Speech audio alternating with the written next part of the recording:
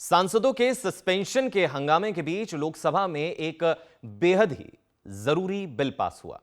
हंगामे और शोर शराबे के बीच लोकसभा में देश के 138 साल पुराने टेलीग्राफ अधिनियम को निरस्त कर नया कानून बनाने के लिए दूरसंचार विधेयक 2023 को लोकसभा ने मंजूरी प्रदान कर दी है।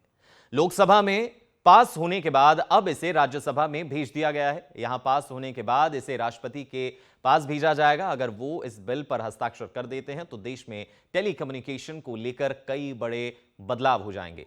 इस बिल में प्रावधान है कि अगर कोई व्यक्ति फर्जी सिम खरीदता है तो उसे 3 साल की जेल और 50 लाख रुपए तक का जुर्माना हो सकता है। बड़ा फैसला है।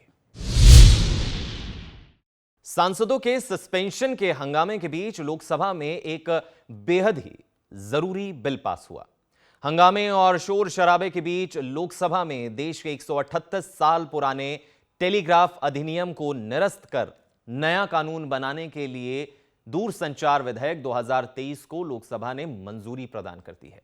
लोकसभा में पास होने के बाद अब इसे राज्यसभा में भेज दिया गया है। यहां पास होने के बाद इसे राष्ट्रपति के पास भेजा जाएगा। अगर वो इस बिल पर हस्ताक्षर कर देते हैं तो देश में टेलीकम्युनिकेशन को लेकर कई बड़े बदलाव हो जाएंगे।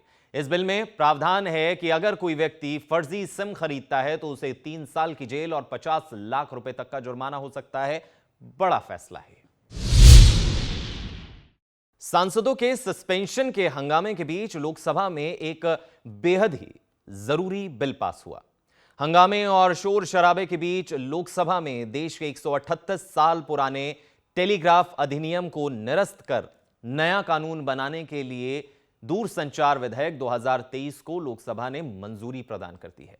लोकसभा में पास होने के बाद अब इसे राज्यसभा में भेज दिया गया है। यहां पास होने के बाद इसे राष्ट्रपति के पास भेजा जाएगा। अगर वो इस बिल पर हस्ताक्षर कर देते हैं तो देश में टेलीकम्युनिकेशन को लेकर कई बड़े बदलाव हो जाएंगे। इस बिल में प्रावधान है कि अगर कोई व्यक्ति फर्जी सिम खरीदता है तो उसे 3 साल की जेल और 50 लाख रुपए तक का जुर्माना हो सकता है। बड़ा फैसला है।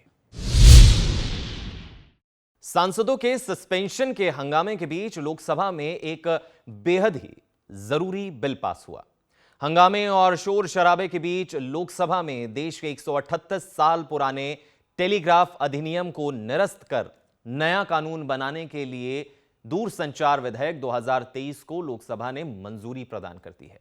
लोकसभा में पास होने के बाद अब इसे राज्यसभा में भेज दिया गया है। यहां पास होने के बाद इसे राष्ट्रपति के पास भेजा जाएगा। अगर वो इस बिल पर हस्ताक्षर कर देते हैं तो देश में टेलीकम्युनिकेशन को लेकर कई बड़े बदलाव हो जाएंगे। इस बिल में प्रावधान है कि अगर कोई व्यक्ति फर्जी सिम खरीदता है तो उसे 3 साल की जेल और 50 लाख रुपए तक का जुर्माना हो सकता है। बड़ा फैसला है।